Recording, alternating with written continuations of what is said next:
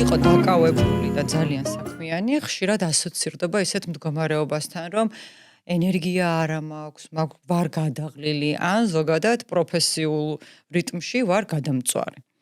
ვიყო flow-ს მდგომარეობაში, ანუ დინების მდგომარეობაში, ასოცირდება ისეთ მდგომარეობასთან, როდესაც მე ვაკეთებ მთელი ენთუზიაზმით ისეთ საქმეს, რომელიც მომწონს, ვაკეთებ ისეთ საქმეს, რომელიც მე მზრდის და საათი საერთოდ სათქრება, ამასაც ვერ ხვდები ხოლმე. მაშ ასე დღეს არის ჩვენი პირველი ეპიზოდი და მინდა მოგითხროთ ამ არაჩვეულებრივი წიგნის შესახებ, რომელსაც ქვია Flow. ავტორის გვარის ამოკითხვას ნუ მომთხოვთ, იმიტომ რომ ძალიან რთულად ჟღერს, ამიტომ მოვიხსენიებ მას როგორც Mr. Mike-ს, ასე უწოდებენ მისი კოლეგები და სხვა წიგნის ავტორებიც და ეს წიგნი გვასწავლის თუ როგორ შეგვიძლია ჩვენ შევქმნათ flow-ს მდგომარეობა, რატომ არის მნიშვნელოვანი რომ ვიყოთ flow-ს, ანუ დინების მდგომარეობაში და რა შეგვიძლია ვისწავლოთ ნაბიჯები, რომელიც ჩვენ აი ასეთ არაჩვეულებრივ მდგომარეობას შეგვიქმნის. თაკო, ესეთი კითხვა მექნებოდა შენთან.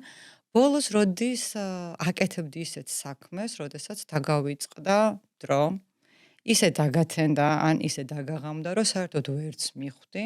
შეიძლება ყავა გაგიცივდა, მაგრამ ეჭვმეპარება რომ შენ ყავა გაგციებოდა. მოკლედ, რა იყო ეს საქმე და რა შეგრძნებები გქონდა მაშინ შენ? ბოლოს როცა ასეთ საქმეს ვაკეთებდი თუ გავიხსენებთ, იყო როდესაც ვამუშავებდი კომპანიის რისკის მართვის და კრიზისის გადაჭრის გეგმას, რომელიც მნიშვნელოვანი იყო კომპანიისთვის და ინდივიდუალურად ჩემთვის და ასევე ჩვენი თანამშრომლებისთვის. ძალიან მნიშვნელოვანი იყო იმ პერიოდში, რადგანაც რაღაც გარკვეულ სიძნელეებთან მქონდა საქმე და მახსოვს რომ აი სრულად კონცენტრირდი, მიუხედავად იმისა, რომ არც ალკე ოთახში განმარტოებული ვარ, არც ყურსასმენი გამიკეთებია და იქ ვიყავი, სადაც 10 კაცი მოძრაობდა, იმ შემთხვევაში საერთოდ არ მახსოვს არც ერთი ადამიანი, მთლიანად ვიყავი ამ საქმეზე კონცენტრირებული, მინდოდა ბოლომდე მიმეყვანა და ისე რომ რეალური შედეგი ჰქონოდა. რასაც მივახციე კიდევაც. ზოგადად მიყვარს ამ კონდიციაში ყოფნა ხოლმე. ყოფილვარ არაერთხელ, თუმცა მაშინ არ ვიცოდი რომ ამას flow ქვია, რო წავიკითხე ეს წიგნი ძალიან საინტერესო იყო და მე სიამოვნა, როდესაც რაღაცა სახელი დაერქვა. ის მომენტი მიყვარს, როდესაც იმდენად კონცენტრირებული ხარ და იმდენად გულის ყურით უდგები საქმეს, რომ იდეები უკვე თავისით მოდის, ეს გონება იღვიძებს, საიდან ჩნდება საერთოდ ეს ახალი აზრები, მე თვითონ არ ვიცი ხოლმე, მაგრამ ჩნდება და სხვა განზომილებაში ვარ. მაგრამ აქვე ვიტყვი, რომ უბრალოდ ჩემ გამოცდილებას, რომ ყოველთვის როცა ასე ყოფილვარ და რაღაც გარკვეული საქმე დამისრულებია, არ ნიშნავს, რომ ყველა საქმეს ქონია გაგრძელება, ან გამოგვიყვენებია ის პროდუქტი, რომელიც შემიქმნია, მაგრამ ეგეც არ აუშავს. მე არ ვფიქრობ, რომ ამაში დრო ყველა დავხარჯე, იმიტომ რომ ამან საშუალება მოგცა, რომ შემდეგ ამ პროდუქტზე სხვა ინიციატივები დაგვეშენებინა, ამისი მოდიფიკაცია გაგვეკეთებინა ცხოვრების რაღაც ეტაპზე, ან მუშაობის რაღაც ეტაპზე და რაც მთავარია, მე ხო დამატებითი კომპეტენციები და ცოდნები მივიღე. მაგრამ აი ეს შეგრძნება კმაყოფილების ყოველთვის მაინც არის და ვცდილობ, რომ შევინარჩუნო ხოლმე. ძალიან მნიშვნელოვანი პროცესი აღწერა შენ, ზუსტად flow-ს მდგომარეობა, ეს არის კმაყოფილების მდგომარეობა და აქ ორი მიმართულება შეგვიძლია ჩვენ გამოვყოთ. სიამოვნებს დავაკეთებ, ან საბოლოო ჯამში მე ვარ კმაყოფილი. სიამოვნება, რა თქმა უნდა, ძალიან კარგია, მაგრამ ეს არის წამიერი, წუთიერი, რომელიც მალე გადის და ამას დიდი შედეგი არ მოაქვს. თუმცა კმაყოფილების შეგრძნება ეს უფრო გრძელვადიანია და კმაყოფილების შეგრძნება ეს შენ როგორც აღნიშნე, ხო? გამომდინარეობს იქიდან, რომ შენ იზრდები, რაღაცა ახალს სწავლობ, შენი კომპეტენცია ბევრად უფრო იხვეწება და ეს ამაზე არის დაფუძნებული და წიგნშიც Mr. Mike-იც ამას გვეუბნება, რომ flow ეს არის მენტალური მდგომარეობა, რომელიც ჩვენ გვზრდის და რომელსაც აქვს ძალიან გრძელვადიანი შედეგები და შენი თქმის არ იყოს, ვართ კრეატიულები, ვართ პროდუქტიულები და ბევრად უფრო ენერგიულები, ვიდრე ოდესმე. მეც ხშირად განმიცდია ეს მდგომარეობა და არაჩვეულებრივი მდგომარეობა და ვისურვებდი, რომ ყველას ძალიან ბევრი ჰქონდეს ეს მდგომარეობა, თუ სამსახურში, თუ სახლში. ამას მნიშვნელობა არ აქვს, ხო? მაშ ასე პირველი გაკვეთილი ჩვენ რაც შეგვიძლია წავიღოთ ამ წიგნიდან არის ის, რომ flow ეს არ არის მისტიკა, ეს არ არის საოცრებათა სფეროდან მოტანილი ტერმინი, flow არის დიზაინი, რომელსაც ჩვენ ვქმნით. არის თუ არა ასე? კი, ნამდვილად ასეა. ნამდვილად ასეა. კი ბატონო, გავიგეთ რა არის flow, მოდი ახლა ჩავშალოთ თუ რისგან შედგება flow. თვითონ წიგნის ავტორიც გვეუბნება, რომ flow-ს აქვს 3 უაღრესად მნიშვნელოვანი ინგრედიენტი. ერთიც კი, რომ დავანგრიოთ და გამოვაკლოთ, flow-ს ვკლავთ. მოკლედ, ამ ინგრედიენტების და ნაბიჯების გათვალისწინებით ჩვენ შეგვიძლია ან ავაშენოთ flow, ან დავანგრიოთ. ეს უკვე ჩვენი არჩევანია, რა თქმა უნდა. და პირველი ნაბიჯი, რაც არის უაღრესად მნიშვნელოვანი, ეს არის მკაფიო და ნათელი მიზნები. აი მკაფიო და ნათელ მიზნებთან რა კომენტარს გააკეთებდით აკო შენ რომელსაც გაქვს ძალიან დიდი გამოცდილება გიმუშავია სხვადასხვა ქვეყანაში გიმუშავია სხვადასხვა კულტურასთან და ამიტომ აი ესეთი დიდი გადმოსახედით შენ კიდევ უფრო კარგად შეაფასო მნიშვნელოვნება ნათელი და მკაფიო მიზნების. დავიწყებ იმით, რომ თვითონ ავტორი ამბობს, რომ ნათელი მიზნების ქონა twin-ისთვის იგივეა, რაც GPS-ის ქონა, ანუ რაღაცა მიმართულების მიცემა, ანუ იცი საით მიდიხარ. როგორც ადამიანებს, ინდივიდებს ცხოვრებაში, ასევე სამსახურში მნიშვნელოვანია გქონდეს ვიცოდეთ და გააზრებული იყოს ის დიდი მიზანი, რისკენაც მივდივართ და ეს ჩვენი ამოცანები რას ემსახურება, ჩვენი საქმე რას ემსახურება და რა ღირებულებას ვქნით. ამიტომ ადამიანებს ისევე როგორც განსაკუთრებით გუნდებს მნიშვნელოვანია რომ გააზრებული გქონდეთ რა არის მათი საქმიანობის მიზანი. ამით თავიდან ავიცილებთ კონფლიქტებს, იმედგაცრუებას, დემოტივაციას, ასე შემდეგ. თავარია ჩვენი საქმე იყოს ღირებული და დაფასებული. მოგწონდეს, ანუ ეხმიანებოდეს იმას, რაც ჩვენ გვინდა, რომ ცხოვრებაში გავაკეთოთ.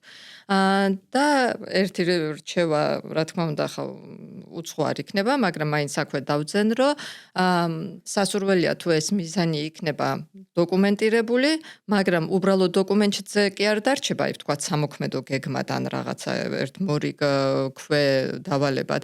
არამედ ეს უნდა იყოს გააზრებული იმ ადამიანის მიერ, ვინც დაწერს და თვითონ იმ ადამიანების, იმ გუნდის წევრების მიერ, ვინც ეს უნდა განახორციელოს და არ უნდა იყოს აბსტრაქტული, არამედ უნდა იყოს ქმედითი. ძალიან კონკრეტული და ქმედითი გეთანხმები და აქ უცბად ესეთი შეკითხვა გამიჩნდა. ჩვენ როგორც ხელმძღვანელებმა ძალიან ხშირად ვიცით ხოლმე ჩვენი მკაფიო და დიადი მიზნები, თუმცა ისე ვეფლობით ხოლმე საქმიანობაში, რომ ჩვენი გუნდის წევრებისთვის ერთი ელემენტარული კითხვის დასმა გვავიწყდება. თქვენთვისაც ასეთივე ნათელია ეს მიზნები, როგორც ჩვენთვის და აი ამ დროს უკვე ძალიან არეულობა მოდის ხოლმე, ხო? და შეიძლება ამ მიზნების განხორციელების დროს შენ როგორც აღნიშნე, იმ განზომილებაში ვერ მოვხვდეთ. და რა არის ეს განზომილება? განზომილებაშია სხვაგან არის ეს ადამიანი, ესეთი ფრაზები ხშირად გვესმის ხოლმე და ძირითადად ასოცირდება ათლეტებთან, ან ასოცირდება ხელოვან ადამიანებთან. თუმცა აქვე შემიძლია ვთქვა, რომ აი ამ განზომილებაში ყოფნა, რაც იგივეა flow-ს მდგომარეობაში ყოფნა, ხო? შეგვიძლია მასწავლებლებსაც, ტრენერებსაც, ბუღალტრებსაც, მშენებლებსაც და ფინანსურ დირექტორებსაც, იმიტომ რომ ეს არის ის მდგომარეობა, სადაც ჩვენ მთელი გულისხმობით კონცენტრირდებით და დროის განზომილება ქრება და ვაკეთებთ ყველაფერს ნათელი მიზნებისკენ მიმავალს. კი ბატონო, ნაბიჯი ნომერი 1. მკაფიო და ნათელი მიზნები და ავტორი გვეუბნება, რომ აი ეს ნაბიჯი როდესაც გაქვს, ახლა შეამოწმე, როგორია შენი უკუკავშირის სისტემა და გამოყოფს ორნაირ უკუკავშირს, მყისიერი უკუკავშირი და ზოგადად უკუკავშირი. და აი აქ რა გახსენდება, შენი პირადი მაგალითი თუ გახსენდება, რაიმე რომელმაც ან დაანგრია, ან ააშენა უკუკავშირი, მნიშვნელოვანი იქნება, რომ ეს გაგვიზიარო. რა თქმა უნდა, მაგალითსაც გაგიზიარებთ, აქვე დავამატებ, რომ როგორც აღნიშნე ავტორიც ამას გვეუბნება, რომ უკავშირი არის ძალიან მნიშვნელოვანი და ამას ვაღიარებთ ყველა, თუმცა გვიჭირს ამის განხორციელება, ხო, პრაქტიკაში. ყისიერ უკავშირზე გავაკეთებ აქცენტს, რადგანაც მნიშვნელოვანია განსაკუთრებით იმ ეტაპზე, იმ სიტუაციაში, როდესაც არის ერთი უფრო გრძელვადიანი დავალება, ხო? ყისიერი უკავშირი იქნება ეს კომენტარის სახით, რჩევის სახით, საუბრისას, უბრალოდ გამოკითხვისას, თუ როცა იქნება ნებისმიერი სახით, ოღონდაც პატივისცემით მიწოდებული, უზრუნველყოფს იმას, რომ თავიდან ავიცილოთ გამეორებადი შეცდომები, ხო? ასევე ფუჭად არ დავხარჯავთ დროს. Ვთქვათ, თუ ადამიანი მუშაობს ერთ საქმეზე 2 თვე და 2 თვის მერე ეტყვიან, რომ ეს სხვა მიმართულებით წასულხარ, ანუ ის 2 თვე გაცდენილი ფუჭად გადაყრილი დრო, ხო, გამოიწვევს იმედგაცრუებას, ფრუსტრაციას, დემოტივაციას, ასე შემდეგ. ამიტომ ძალიან მნიშვნელოვანია, რომ როგორც კი რამეს შეამჩნევან, კითხვა გაგიჩნდება, მაშინვე დასვა, მყისიერად თხოვო, გამოსწორება, ან თუნდაც განმარტება, იმიტომ რომ შეიძლება სულაც იმისი გაკეთებულია უფრო სწორი, ვიდრე ჩემი მოსაზრებაა, ხო? და ეს, რა თქმა უნდა, ვფიქრობ, აი ესე მუდმივად ესე ურთიერთობაში ყოფნა შენ ხელმძღვანელთან თუნდაც კოლეგებთან ზრდის მოტივაციას და თვითკმაყოფილებას. მაგალითი, რომელიც მინდოდა მომეყვანა არის ეს, როდესაც ყაზახეთში მუშაობდი გაეროში, ყოველწლიური შეფასების, თანამშრომლის შეფასების დრო რო დადგა, თვით შეფასებას რო შევუდექი, კითხვებს რო შევხედე, აღმოვაჩინე, უცებ გამიჩნდა ესეთი აზრები, რომ არაფერი გამიკეთებია. და სულაც არ ვარ შესაფერისი იმ სამუშაოსთვის, რასაც ვაკეთებ და არ ვიმსახურებ იმ დობას, პატივისცემას, რომლებსაც ვგრძნობ ჩემი გუნდისგან თუ გარე ადამიანებისგან, ხო? როგორი შეგრძნება? საშინელი დამემართა ჩვეულებრივი თვითგვემა, დეპრესია, დემოტივაცია, ანუ ესე ვიჯექი გაშტერებული და არ ვიცოდი რა დამეწერა. დამავიწყდა ყველაფერი, რაც გამიკეთებია. სწორედ ამ დროს შემოვიდა ჩემი უფროსი, შემოიხედა, შემატყო რაღაც ჩვეულ განწყობაზე არ ვიყავი და გავუზიარეს ჩემი შფოთვა, მოკლედ, იმიტომ რომ მეგონა რომ გავიდო და დამტოვებდა ახლა დასასრულებელი მქონდა ის თვით შეფასება. სანაცვლოდ ის შემოვიდა და ჩამოჭდა და დამისვა რაღაც გარკვეული კითხვები. ძალიან თითქოს მარტივი მომენტში ჩემთვის. მკითხავ, როგორ ჩაიარა ბიშკეკში 2 დღიანმა ტრენინგმა და დავასრულე თუ არა უწყებად შორისო სამოქმედო გეგმის საბოლოო ვარიანტი. მივიღეთ თუ არა დასტური კონკრეტული ადამიანები მკითხა, რომლებიც უფრო პრობლემურები იყვნენ და ესენი იყვნენ ორგანიზაციის ხელმძღვანელები და განსაკუთრებით მთავრობის წარმომადგენლები, რომლებზეც ასევე დასტური ვუთხარი. ანუ გამოვიდა რომ დამისრულებია ის საქმე ისე რომ ვერ აღვიქვი. არ მითხრა ყოჩახ რა კარგია, როგორ გაგიკეთები ასე შემდეგ, არამედ მადლობა გადამიხადა. რომ დიდი მადლობა, რომ მე ჩამომართვი ეს საქმეო, მე სხვა რამე გავაკეთეო, შენ კიდე ეს ისე წარმართეო, მიუხედავად იმისა, რომ ეს შენი უშუალო დავალება არ იყო. ამეთი უკვე რაღაც ვიგრძენი, უკვე ცვლილება ჩემ განწყობაში და რამდენიმე ასეთი კითხვა დამისვა.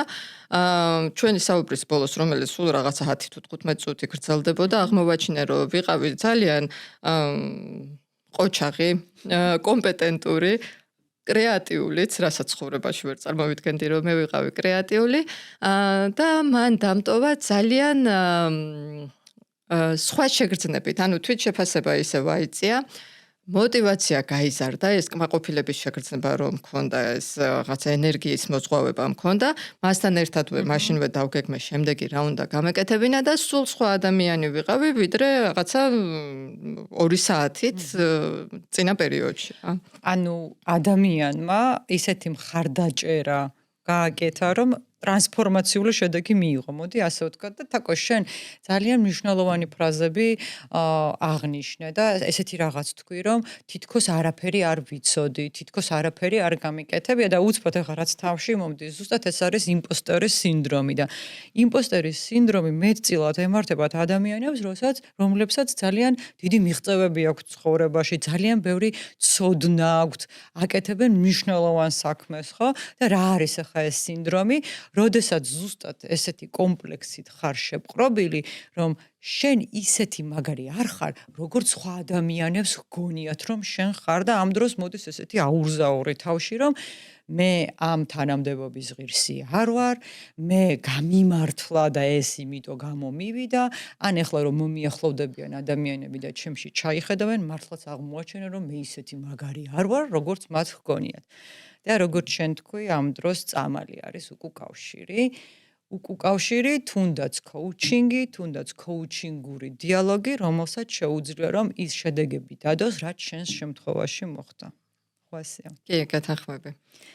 უკუკავშირს შეუძლია დაანგრიოს ყველაფერი ერთ მომენტში და ასეთი რამ მახსენდება ჩემი პროფესიული გამოცდილებიდან. ერთ-ერთ სამსახურში, რა თქმა უნდა, ორგანიზაციას არ დავასახელებ, ახალი დაწყებული მქონდა მუშაობა და მთელი ჩემი შეგნებით და ენთუზიაზმით ვცდილობდი, რომ ეს საქმე კარგად გამეკეთებინა, შემეთვისებინა, თან ახალი იყო ჩემთვის და მართლა flows მდგომარეობა მეწყებოდა, იმიტომ რომ მნიშვნელოვანი იყო ეს საქმე ადამიანებისთვის უზრუნველყოფდით საცხოვრებელი პირობების გაუმჯობესებას დევნილებისთვის და მე მაშინ მიმოჩნდა რომ რაღაცა ძალიან კარგ საქმეს ვემსახურებოდი. მოკლედ მიმოწერა მიწევდა სხვადასხვა უწყებასთან და ერთ-ერთი წერილი გავამზადე ძალიან ჩვეულებრივი და შემოვიდა ჩემი უფროსი და მეუბნება რომ ეს რა არის ეს წერილი არ ვარ გადააკეთე. და ნუ რა დამემართა ხო ხვდები. ამ დროს ვიფიქრე რომ ღმერთო ჩემო, ხო, ფილოლოგიურად მიბუდექი ჯერ დავიწყე, მძიმე ხო არ მაკლია, წერტილი ხო არ მაკლია, ხო გამართული ქართულით მაქვს დაწერილი, ნუ რა თქმა უნდა ეს ყველაფერი კარგად მქონდა დაწერილი. მერე ავიღე ეს წერილი და ჩემ რამდენიმე გამოცდილ თანამშრომელს წავაკითხე და ვეხვეწებოდი, რომ გეხვეწებით მითხარით, აი რა არის აქ გაუგებარი. ნუ რა ვიცი, ვერაფერი ვერ მითხრა. ნუ ბოლოს მე ხერხიც ვიხმარე, აბზაცები გადავანაცვლე და ის წერილი, იგივე წერილი შეუტანე ფაქტიურად ჩემს უფროს, რომელიც ძალიან კმაყოფილი დარჩა. მაგრამ აქ რისი აღნიშვნა მინდა მე, როგორც ავტორი გვეუბნება, flow არ დაანგრიოთ. გაეცით სწორი უკუკავშირი, რომელიც მიმართულია წინსვლაზე, განვითარებაზე და ამით ადამიანს ხელს უწყობთ, რომ რაღაცა კიდევ უფრო უკეთესად გააკეთოს. ეს ჩვენი ორი ნაბიჯი. ძალიან ნათელი და მკაფიო ხედვა და მიზნები და მეორე უკუკავშირი, რომელიც არის სისტემატიური, რომელსაც აქვს თავისი გრაფიკი და არა ის რომ დღეს გავაკეთე, ხვალ არ გავაკეთებ, დაანგრიან გააფუჭა ადამიანმა რაღაცა და მაშინ მივცემ უკუკავშირს და როცა კარგს აკეთებს არ მივცემ, ეს რა თქმა უნდა flows კლავს. და მესამე უაღრესად მნიშვნელოვანი ინგრედიენტი, რაც ქმნის დინების მდგომარეობას, არის ბალანსი ჩვენს უნარებსა და შესაძლებლობებსა და დაკისრებულ გამოწვევას შორის. ანუ ეს რას ნიშნავს, რომ როდესაც მე ახალ გამოწვევას ვეჭიდები, უნდა ჩავდო უფრო ზედმეტი ძალისხმევა ვიდრე ზოგადად, იმიტომ რომ იყოს უფრო ინტერესის აღმძვრელი, მეც ამ გამოწვევასთან ერთად გავიზარდო. ეს ასე თუ იქნება, არ იქნება წინააღმდეგ შემთხვევაში, რას ვიღებთ, რომ ეს საქმიანობა ჩემთვის არის არის ყოველდღიურობა ჩვეულებრივი და აღარ მაინტერესებს. ხოლო მაშინ, როდესაც მე რაღაცა გამოწვევას ვეჭიდები და ეს ჩემს ცოდნებს და ჩემს კომპეტენციას ძალიან აღემატება, მაშინ მოდის სტრესი, მაშინ მოდის შფოთვა და აქაც რა თქმა უნდა flow ირღვევა. მაგალითი, ჩემი მაგალითიც მქონია ხშირად, რომ ხშირად არა, ერთ-ერთ სამსახურს გავიხსენებ, სადაც ისევ ახალი დაწყებული მქონდა ეს სამუშაო ძალიან მომწონდა რასაც ვაკეთებდი და დამავალეს საქმე რომელიც საერთოდ არ ვიცოდი რა იყო. არც ინსტრუქცია მოყვა, არც მიზნები არ დამისახეს და ბოლოს რა აღმოჩნდა, რომ ვაკეთებ, არ ვიცი რას ვაკეთებ, ამ დროს მაქვს სტრესი, ამ დროს მაქვს შფოთვა და დამიწყო იგივე, რაც შენ დაგემართა. ოღონდ მე მართლა ეს შეგრძნება მქონდა, რომ ანუ არ ვიცი, ამიყვანეს, გონიათ, რომ ძალიან კარგი ტიპი ვარ და ამ დროს ვერაფერს ვერ ვაკეთებ. საოცარი შეგრძნება იყო და რა თქმა უნდა, flows მდგომარეობასთან ახლოსაც ვერ მივიდოდი. და მე ხა უნდა შემოგიბრუნო შენ შეკითხვა, როგორც აღმასრულებელ დირექტორს ქონია ესეთი გამოცდილება და როგორ ახერხებდი, რომ ეს ბალანსი გამოწვევასა და კომპეტენციებს შორის დაგეცვა შენს გუნდის წევრებთან. ნინო კი საკმაოდ რთულია ამ ბალანსის დაცვა და იმის გათვალისწინება თუ და სწორად განსაზღვრა თუ რამდენის გაკეთება შეუძლია კონკრეტულ თანამშრომელს, ხო? ამისთვის ეს თავიდან რაღაც შინაგანად მოდიოდა, რომ ადამიანების ბუნებიდან გამომდინარე და ხასიათიდან გამომდინარე ვთხოვდი რა გარკვეული დავალებების შესრულებას, თუმცა ბევრად ადვილი იქნებოდა მაშინ რომ ცოდნოდა შენ რო ჩამიტარე კონსულტაცია ენიაგრამას ნიშნების შესახებ, როგორც ვიცი ამაზე მე კიდევ ვისაუბრებთ. ხო, არ დაასპოილერო, ეგ ცალკე წიგნის ეპიზოდი იქნება. კარგი. მაგრამ ძალიან მნიშვნელოვანია რომ სწორად მიუდგე. ვფიქრობ, რომ ყოველ შემთხვევაში ვისთანაც მიმუშავია, ყველას უმეტესობას ქონდა უსაზღვრო შესაძლებლობები და შეუძლია ძალიან ბევრი რამის გაკეთება. მაგრამ როგორ მიუდგები, როგორ აუხსნი, მაგასაც ხო აქვს მნიშვნელობა. შესაბამისად, როდესაც დავალებას აძლევ და ვთქვათ, იმაზე მეც თხოვ, ვიდრე იმ ადამიანის იმ მომენტში მოვალეობაში შედის და უფრო რთულია, ვიდრე რასაც ყოველდღიურად აკეთებს, ხილადაც უნდა მიუდგე, ხო? ზოგიერთი არის პირდაპირ თავის თავზე იღებს და იწყებს ქმედებას, ზოგიერთი არის ეწება იგივე იმპოსტერის სინდრომი, რომ მე ამას ვერ გავაკეთებ, მე ამისთვის არ მოვსულა რა, ასე შემდეგ. ამ დროს რა ხელმძღვანელის როლი არის, რომ დასხდეთ ერთად და განსაზღვროთ რა არის აქ მარტივი, რთული, რა საჭიროება და როგორ შეიძლება ის შედეგი მივიღოთ. აქვე ვიტყვი, რომ ლიდერის ყველა მივიცით, ხო, რომ კორპორატიულ კულტურას ძალიან დიდი მნიშვნელობა აქვს და ბევრად, სხვადასხვა რეაქციებს იწვევს და განწყობებს ადამიანებს შორის, მაგრამ ლიდერის ძალიან დიდი პასუხისმგებლობაა, რომ ისეთი კულტურა იყოს, სადაც ადამიანს არ ეთაკილება კითხვის დასმა, ეთაკილება მაგარი სიტყვა. დახმარების თხოვნა, აღიარება იმისა, რომ კონკრეტული საქმის გაკეთება არ იცის, ან არ შეუძლია ეს კონკრეტული რაღაცა ამოხსნას და თხოვოს დახმარებას სხვას. ამისთვის მაგალითად თვითონ ლიდერებსაც შეუძლია მისცენ, მაგალითად არასოდეს მომრიდებია, რომ მეთხოვა უფრო ჯუნიორ თანამშრომლებისთვის რაღაც დახმარება სხვადასხვა თემაში, ისევე როგორც ხელმძღვანელისთვის თხოვნა, რომ დამეხმარე, მე ამას ვერ ვაკეთებ. ეს ბევრად აადვილებს ურთიერთობას, მათაც უხსნის თავისუფლებას, რომ თვითონაც კითხონ და გთხოვონ დახმარება. აბსოლუტურად გეთანხმები, რომ ესეთი ღია ურთიერთობები, სადაც არ ძაბავ ადამიანს, რომ რაღაც არ იცის, ძალიან მნიშვნელოვანია.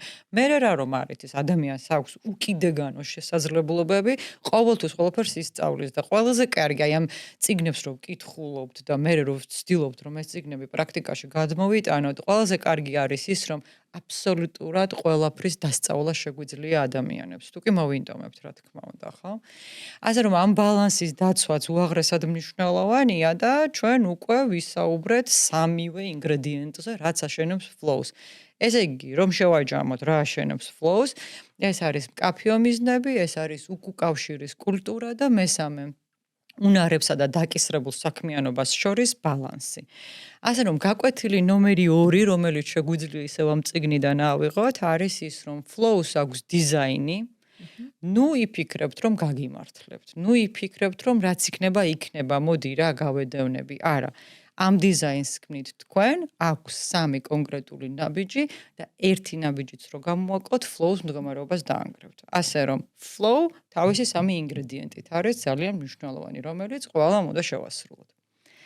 კი ბატონო, ვისაუბრეთ რა არის flow, როგორ შეგვიძლია ამ მდგომარეობის შექმნა ჩვენთვის თუ ჩვენი თანაგუნდელებისთვის, ასევე ინგრედიენტებიც ჩამოვთვალეთ, მაგრამ ახლა მესამე ნაწილზე რო გადავიდეთ, ძალიან მნიშვნელოვანია ვთქვათ, პრაქტიკაში აი ეს ყველაფერი როგორ განვახორციელოთ.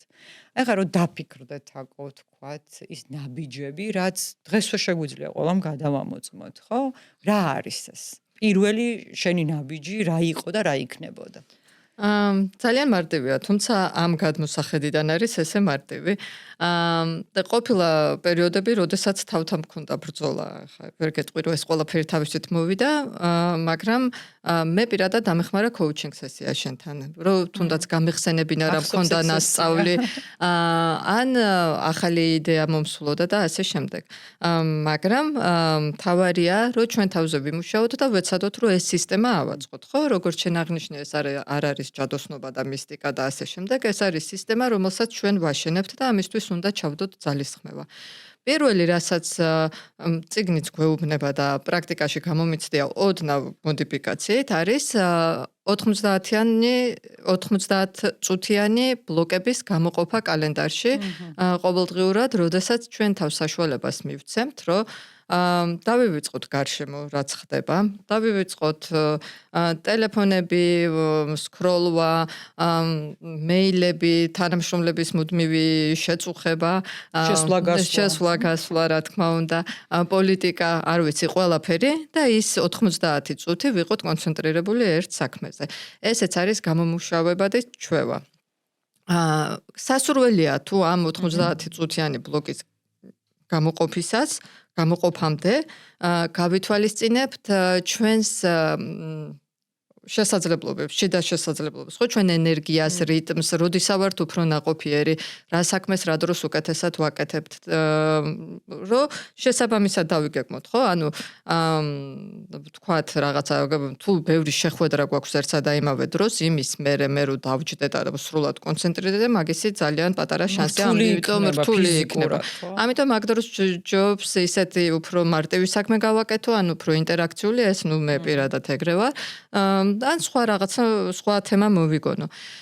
სხვათა შორის მსგავსი რამე გვირჩია ჩვენმა ფინალმა coach-მა, თუ გახსოვს ნინო, ერთად როცა ვმუშაობდით, მაშინაც ერთად მუშაობდით, რომელმაც აგვიხსნა, როგორ ქონდა დღე დაგეგმილი. ეს იყო თან ტრენერი, თან coach-ი და განსაზღვრული ქონდა კონკრეტული დრო, როდესაც იჯდა საფიქრელად და ახალი ინიციატივების შესამუშავებლად. სხვა დროები ესე ზუსტად ეს კალენდარში ერთსა და იმავე დროს ქონდა განსაზღვრული coaching-ისთვის, ტრენინგებისთვის, შეხვედრებისთვის და ასე შემდეგ. მათ შემთხვევაში მან მოახერხა, რომ კოლეგებთან იყო ეს სინქრონირებული, ანუ ერთ რიტმში იყვნენ, ალბათ მათი ერთნაირი იყო და ერთმანეთთან ძალიან ესე შერწყმულად მუშაობდნენ.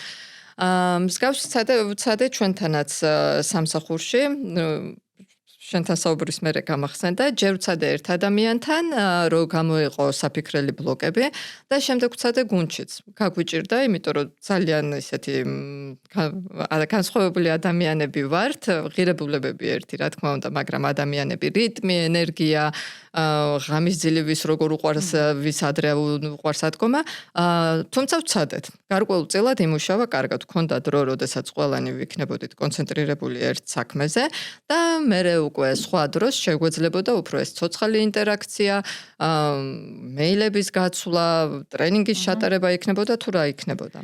ანუ როგორც მე მესმის, ხო? და პრაქტიკაში შე როგორც დაანერგე არის ის, რომ შეგვიძლია რაღაცა გუნდური დროის ბლოკებით გავაკეთოთ, როდესაც გუნდი ერთად კონცენტრირდება და შე როგორც თქვი, კიდე ინდივიდუალურად მიუდგე ადამიანებს და თავის ინდივიდუალური ეს პატარ-პატარა დროები ქონდეთ ჩანიშნული კალენდარში და აი აქ აღმოსავლური სიბრძნე მახსენდება უკვე, რომელიც ამბობს, რომ შეეჭიდე გამოწვევას და მნიშვნელოვან საქმეს დაწმენდილი გონებით. ეს დაწმენდილი გონება მარტივი სიტყვა არ არის, თუ კარგად გავისიგრძეგანებთ, რას ნიშნავს, ხო? შენ, როდესაც შეგიძლია ფოკუსირება, როდესაც შეგიძლია კონცენტრირება და ეს მთელი შენი კონცენტრაცია და ენერგია მიმართული არის მნიშვნელოვანი საქმის კეთებაზე. და რა თქმა უნდა, შედეგი არის უზარმაზარი. თუკი ჩვენ ამას მივეჩვევით, რომ ეს სისტემატიურად ვაკეთოთ და არა ერთჯერადად და გუნდებშიც ამას დავნერგავთ, ხო? flow-ს მდგომარეობის მიღწევა მართლაც რომ ადვილი იქნება. ესე გამოვიდა. კი, სალაპარაკოთ მარტივად. კი, არა, რთული არის ნამდვილად, მაგრამ გაკეთებადია. მთავარია ჩვევაში გაგვიჯდეს რა. ანუ თუ ერთხელ არ გამოგვივა, არ ნიშნავს რომ უნდა შევეშვა თავი დავანებოთ, უნდა ვცადოთ, სანამ ეს სისტემა შეარბა. ანუ პრაქტიკული ნაბიჯი ნომერი 1. გადახედეთ კალენდარს, რამდენად გაქვთ დრო გამოყოფილი ფიქრისთვის, მნიშვნელოვანი საქმიანობისთვის და რამდენად აკეთებთ იმას, რომ ყურადღების განფანტველები არიდებულია. თუნდაც წამდაუწუ მესიჯი, მეილი და ასე შემდეგ, როგორც ჩვენ აღნიშნე. ეხლა მეორე ნაბიჯი, რაც მე მახსენდება და ძალიან პრაქტიკულია, კიდევ არის უკუკავშირის მიცემის სისტემა და აი ისევ შენთან გადმოვალ კითხვით, აი როგორი სისტემა გქონდათ აკო და რომელმა სისტემა იმუშავა ყველაზე კარგად? უკუკავშირის მიცემის სისტემა ყველგან რთული იყო. ანუ ქონია სისტემები, არ ქონია სისტემები, ყოველთვის იყო რთული და ძალიან ზოგადად რთული საკითხი მქონია. ეს არ არის ისე რომ ადამიანი პირდაპირ თვითნაბადად დაიბადა ამ ნიჭით და შეუძლია სწორი უკუკავშირი მისცეს, იმიტომ რომ უკუკავშირმა როგორც შენ მანამდე ახსენე, შეიძლება ააშენოს და შეიძლება სრულად დაანგრიოს ეს flow, ხო და არა მარტო flow, არამედ ზოგადად ადამიანის мотиваცია და ხალისი მუშაობის და მთლიანად მისი, რა ვიცი, შეგრძნებები და კარიერაც კი, ხო, შეიძლება შეაცვლევინოს მიმართულება. ამიტომ მაგალითად რომ მოვიყვანო რომელი მომწონებია როგორ გაგვიკეთებია, ეგრე არ არის, იმიტომ რომ მომწონებია რაც გაგვიკეთებია, დაგვინერგავს კიდევაც ხო ერთობლივად, მაგრამ აი ვთქვათ, ან აკლდა განგრძობადობა, ან აკლდა ადამიანი, რომელსაც ექნებოდა შესაბამისი უნარები. მიუხედავად იმისა, რომ ტრენინგებით შეგვიტარებია, როგორ უნდა მივცეთ უკუკავშირი. და აქ კიდევ ერთხელ ვიტყვი, რომ მიუხედავად იმისა, რომ ეს პრობლემა გქონდა, რომ ტრენინგებით ჩავატარეთ და მაინც ვერ ვიძლეოდით ისეთ სწორ უკუკავშირს, როგორიც საჭირო იყო, რომ ადამიანისთვის საშუალება მიგვეცა უფრო განვითარებულიყო, ეს ტრენინგები მაინც საჭიროა, იმიტომ რომ როგორც ამბობენ, practice makes it perfect. ანუ რაც უფრო მეცი ვარჯიშებ, უფრო კარგად გამოგივა და შენ გაქვს კარგი მაგალითი მაგისა, როგორც მახსოვს ერთ-ერთ სამსახურში, როდესაც დამსწრე ყავდათ ხოლმე. ეგ ჩვენ არ გაგვიკეთებია და მქონია შემთხვევა, როდესაც ერთი ადამიანის ძალიან ესეთი დადებითად განწყობილი ადამიანს უნდოდა, რომ კარგი ფიდბექი უკუკავშირი მიეცა და სამაგიეროდ გამოვიდა ისეთი კატასტროფა, რომ ვისაც მისცა უკუკავშირი, კინაღამ სამსახურიდან წავიდა. ნუ ყოველ შემთხვევაში ძალიან დიდი ხანი უთანხმოება და უკმაყოფილება იყო. ამიტომ სიტუაციიდან გამომდინარე, მყისიერი უკუკავშირი არის საჭირო, როდესაც ხედავ, რომ ეს შეიძლება განმეორდეს ეს პრობლემა ან შეცდომა ან ასე შემდეგ, მაგრამ ასევე აუცილებელია რეგულარული უკუკავშირები. იქნება ეს კვირის ბოლოს 15 წუთიანი რაღაც შეჯამება. თუ იქნება ეს უფრო, ვთქვათ, აი წელიწადში ორჯერ, ან წელიწადში ერთხელ, როდესაც რაღაც განვითარების გეგმას აფასებ, ვთქვათ, ან ასე შემდეგ. ყოველ შემთხვევაში, უკუკავშირი უნდა იყოს თუ მყისიერია საჭირო, მაგისი გადადება არც ერთ ვარიანტში არ შეიძლება ასე. ანუ პრაქტიკული ნაბიჯი ორი, ვთქვათ, რომ შეიძლება დავნერგოთ, რაც ახლა მე ვაკეთებ ხოლმე ამას და ძალიან კარგად მუშაობს, რომ კალენდარში გავწეროთ ორშაბათის 15 წუთიანი შეხვედრა, რომ უბრალოდ გავზომოთ წინა კვირას რა გავაკეთეთ, კარგად რა მიმუშავა და აბა გეზი გვაქვს, ახალი კვირაა, გეზი გვაქვს, ახალი აღებული და რას ვაკეთებთ. პარასკევს შეჯამება, ვთქვათ, რა გავაკეთეთ, რა იყო კარგი და რა არის ჩვენი, ვთქვათ, შემდეგი ნაბიჯები. ეს უაღრესად მნიშვნელოვანია. მაგრამ აქვე დავძენ, რომ უნდა გვახსოვდეს, რომ არაფერი მაქვს სათქმელი და მოდი გავაუქმებ ამ შეხვედრას. არავითარ შემთხვევაში. შეიძლება ამ შეხვედრამ წაიღოს სულ 2 წუთი და 3 წუთი, მაგრამ ეს შეხვედრები უნდა იყოს დანერგილი. ასე რომ გადახედეთ კალენდარს და ჩაიხედეთ, სად არის უკუკავშირის პატარ-პატარა შეხვედრები, ხო? და აქვე ვიტყვი, რომ უკუკავშირი არის, აი, ანალოგია რომ მოვიყვანოთ, არის საწვავი. ზედმეტი მოგივა და დაწვავ და დაანგრევ, დააკლებ და შენი მატორი უბრალოდ არ მუშაობს. ასეთი მარტივი ფორმულა შეიძლება გქონდეს უკუკავშირს.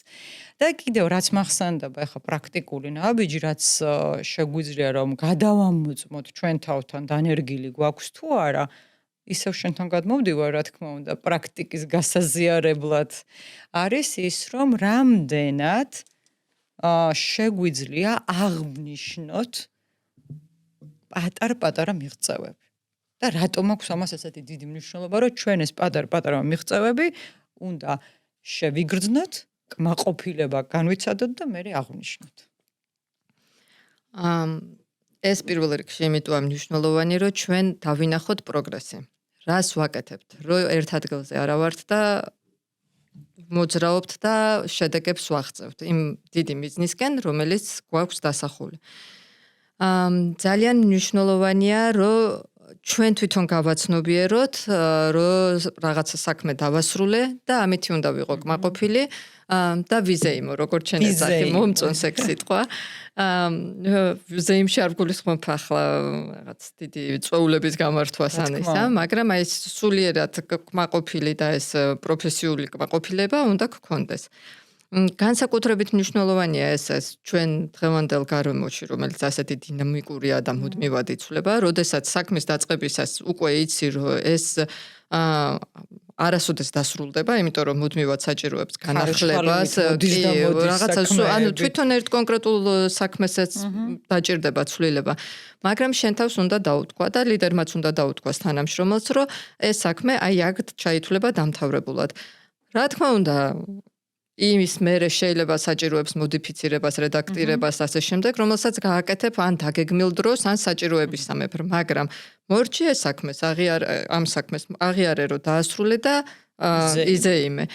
ასევე მნიშვნელოვანია ეს კმაყოფილების შეგრძნება და ეს პროგრესის დანახვა და აღიარება იმ შემთხვევაში, როდესაც ამ მიმდინარე საქმეს ემატება მეორე, მესამე, მეოთხე და ასე უსასრულოდ, ან პარალელურად უკვე გაქვს რამდენიმე საქმე, როგორც ლიდერი და როგორც ინდივიდი რა, ორივე. ლიდერი ამ შემთხვევაში, იმიტომ რომ მას დიდი როლი აქვს, რომ მოტივაცია მისცეს თანამშრომელს. არ უნდა დაელოდოთ არც ერთ შემთხვევაში, როდის დაასრულებს ეს ყველა საქმეს ეს ადამიანი. დაასრულა ერთი საქმე აღიარეს, საშუალება მიეცი, რომ იზეიმოს და კონდეს კმაყოფილება. ანალოგიურად ნებისმიერი საქმის დასრულების შემდეგ ეგრე უნდა იყოს. და თუ დიდი პროექტია, მან კიდე სხვა ტექნიკები არსებობს და ინსტრუმენტები, რომლებსაც არაერთი წიგნი განიხილავს, თუნდაც აგანიხილავენ მისტერ მაიკლი, როგორც ეძახიან. მაგრამ მაგალითად მოვიყვან, მქონდა სამსახურში ერთი ძალიან დიდი პროექტი, რომელიც მნიშვნელოვნებას ყველანი ვაღიარებდით, ძალიან ესეთი იყო, ძვირფასი, ესე რომ დავარქვათ. მაგრამ ცოტა იყო დაბნეულობა, იმიტომ რომ არ ვიცოდით ვინ რას აკეთებდა, ხო, გუნდში. შესაბამისად დავსხედით, განვიხილეთ, ჩამოვწერეთ ეს ჩავშალეთ ეს ბლოკებად, დავალებებად, რომლებიც კიდე სხვა ქვესაფეხურებს მოიცავდა თავისთავად, მივაწერეთ პასუხისმგებელი ადამიანები, დროის მონაკვეთი, როდის უნდა დასრულებულიყო ეს და ყოველივე ეს დავწერეთ, კი, არა, თეთრ დაფაზე გავწერეთ კედელზე, რა თქმა უნდა, კედელზე არ იყო იდგა, თეთრ დაფაზე და შემდეგ ნებისმიერი ადამიანი, რომელიც რაღაც ქვესაფეხურს დაამთავრებდა, აღნიშნავდა პროგრესს. ის რომ ხედავდით პროგრესს, რომ ეს პროექტი მიდიოდა, მოტივაციას აძლევდა არა მარტო იმ ადამიანს, რომელმაც ის კონკრეტული დავალება მონიშნა დასრულებულად, არამედ სხვებსაც, რომლებიც ხედავდნენ, რომ მიდის საქმე და არ არის გაჩერებული და ეს იყო საკმაოდ დიდი მოტივატორი. პროგრესის დანახვა ყოველთვის გვაძლევს მეტ მოტივაციას და ენერგიის მოზღვავებას. ამისი აღიარება და ზეიმი კიდევ უფრო მეტს. ანუ გადახედეთ თქვენ საქმიანობას, ხო? რამდენად აღიარებთ და ზეიმობთ პატარ-პატარა მიღწევებს და თუნდაც ძველმოდური შეიძლება დაარქვას დღევანდელი ტექნოლოგიების პირობებში შეიძლება ძველმოდური იყოს ეს თეთრი დაფა, მაგრამ ძალიან კარგია, ვიზუალურად ჩანს, ფერად-ფერადი ფურცლებით გაფორმებული, პატარა პლუსები და დასმული და ეს მწვანე დასრულებული ისინი რომ არის ჩვენ როგორ ვეძახდით ბწიჩკებს რომ სვავდით ხოლმე ეს მწვანე მაჩვენებლები ეს ძალიან კარგია და ახლა განვავრცობ ერთ პრაქტიკულ ნაბიჯს რომელზეც ჩვენ ვისაუბრეთ ისევ ვუბრუნდები უკავშირს და მისი გაცემის ტექნიკას ხომ რა შეგვიძლია დავნერგოთ ჩემი სამსახურის მაგალითზე რაც ძალიან ნაყოფიერი და შედეგიანი არის მაგალითად, როდესაც ტრენერი ატარებს ტრენინგს, მე შესაბამისი წვრთნაც მაქვს გავლილი და კომპეტენციაც მაქვს ამისი, რომ ტრენინგის პროცესს ვაფასებ. და მე რა თქმა უნდა შეფასებას იმიტომ ვაკეთებ, რომ უკავშირი მივცი ადამიანს. თუმცა, როდესაც ყავს ახალბედა ტრენერი და მისი შეფასება ხდება კოლეგის მიერ, სხვა ტრენერის მხრიდან, ხო და ის ძალიან გამოცდილი არ არის ჯერ უკავშირის მიცემაში. ჩვენ აი ასეთი სისტემა გვაქვს შექმნილი, რომ მე და ერთ-ერთი ვთქვათ ტრენერი ვაფასებთ ახალბედა ტრენერს, ჩვენ ვსხდებით ერთად, მერე განვიხილავთ შეფასების ფურცელს, რა მოგვეწონა, რისი გაუმჯობესება ღირს და ასე შემდეგ. ვთანხმდებით, ვინ რა უკავშირს იძლევა, ვათანხმებთ სიტყვებსაც კი, რომ ადამიანს დემოტივაცია არ გავუკეთოთ და მერე ერთად ვახორციელებთ უკავშირის მიცემას. ეს პროცესი რამდენჯერმე მეორდება და მერე უკვე ადამიანი, რომელიც ამ ყველაფერს გაივლის და დაინახავს, რაოდენ მნიშვნელოვანია სწორედ მიცემული უკავშირი, მერე უკვე მას შეუძლია, რომ ეს მარტოც გააკეთოს ჩემი დახმარების გარეშე. ასე რომ გადახედეთ უკავშირის სისტემას, ვინ აძლევს ამ უკავშირს, რამდენად არის კომპეტენტური ეს ადამიანი და თუ არ არის კომპეტენტური, თქვენი დახმარებით და თქვენი ობზერვაციით ეს ადამიანი შეიძლება გაიზარდოს. ან აქვე დავამატებ, რომ ამისათვის ძალიან ბევრ ორგანიზაციას ყავს კოუჩი. აწყობილი აქვთ ეს კოუჩების სისტემა და თათბირებსაც კი ესწრებიან ხოლმე კოუჩები.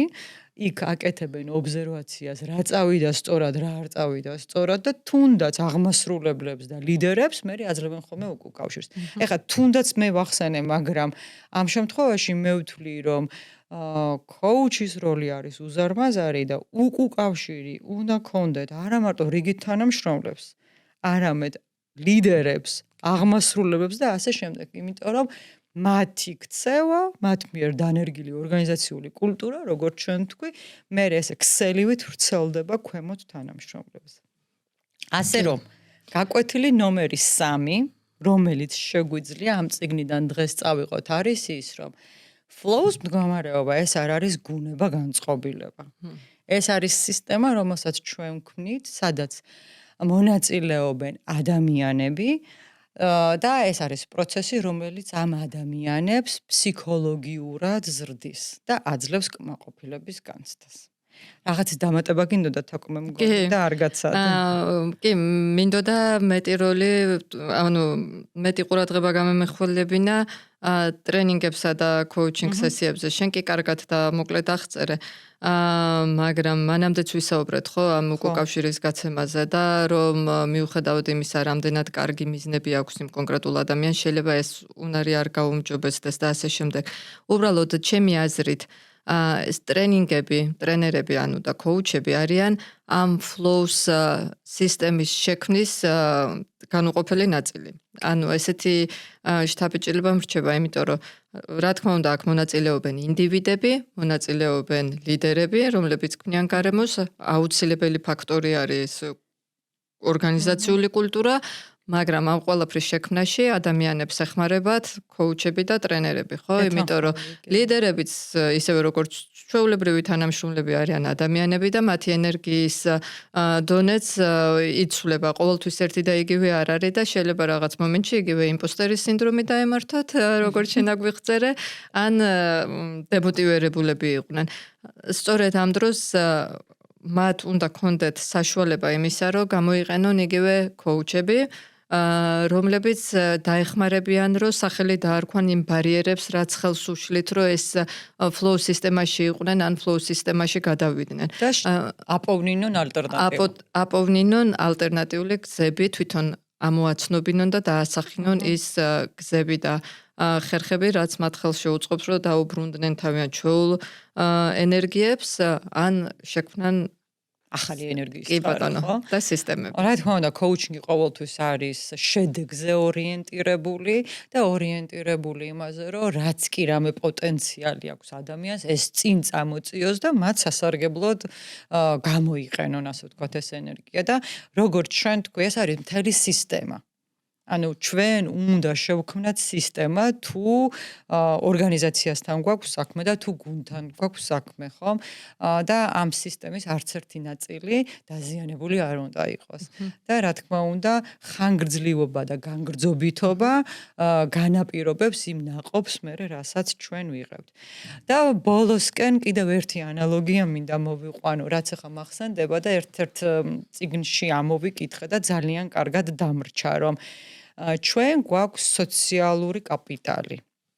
ჩვენ გვაქვს კულტურული კაპიტალი და ჩვენ გვაქვს ფსიქოლოგიური კაპიტალი. სოციალური კაპიტალი არის ჩვენი ურთიერთობები, ჩვენ გარშემო მყოფი ადამიანები, ხო, ვისთან ერთად ვატარებთ დროს, ვისთან ერთად გვაქვს ეს სოციალური ურთიერთობები და სადაც მე თავს ვგრძნობ დაფასებულ და მნიშვნელოვან ადამიანად. სად ვინტეგრირდები, მოდი ასე ვთქვათ და ეს კაპიტალი მე მზრდის და ამის გარეშე ალბათ წარმოუდგენელია ჩვენი ყოფა. კულტურული კაპიტალი გვაქვს ადამიანებს, მაგალითად, საიდან მოდის ეს კულტურული კაპიტალი? წიგნები, გამოფენები, მუზეუმები, სადაც რაღაცას ვსწავლობთ, რაღაცას მნიშვნელოვანს ვხედავთ, აღვიქვამთ, მოგწონს და ამით ამ ჩვენს კულტურულ თვალსაჩინოს ვასაზრდუებთ და ვზრდით, ხო? და ფსიქოლოგიური კაპიტალი, როგორც მისტერ მაიკის ერთ-ერთი მეგობარი თავის წიგნში ამბობს, ეს არის ზუსტად ჩვენი flow-ს, ანუ დინების მდგომარეობა. ფსიქოლოგიური კაპიტალი, flow-ს მდგომარეობა, რომელიც ჩვენ გვაკეთებინებს ისეთ საქმეს, რაც არის მნიშვნელოვანი, გვაკეთებინებს საქმეს და ამავდროულად გვავიწყდება დრო და გვაძლევს ეს კმაყოფილების განცდას, იმიტომ რომ ჩვენ ამ პროცესში ვიზრდებით. ძალიან მიყვარს ეს ანალოგია და რაღაცა ლოგიკურადაც კარგად ჩდება. მაშას ეს ჩვენი პირველი ეპიზოდი და სულ რამდენი უნდა ჩავწეროთ, თაკო? 10. 10. ესე შევთანხმდით, რომ გვექნება 10 ეპიზოდი. და რა თქმა უნდა, თითოეული ეპიზოდი დაეთმობა სხვადასხვა წიგნს და ჩვენ გაგიზიარებთ, რა წავიკითხეთ, რა ვისწავლეთ და რისი გამოყენება შეგვიძლია პრაქტიკაში, რომ ეს წიგნები მხოლოდ თაროზე შემოსადები არ იყოს. დიდი მადლობა, ნინო. მადლობა შენ საინტერესო საუბრისთვის.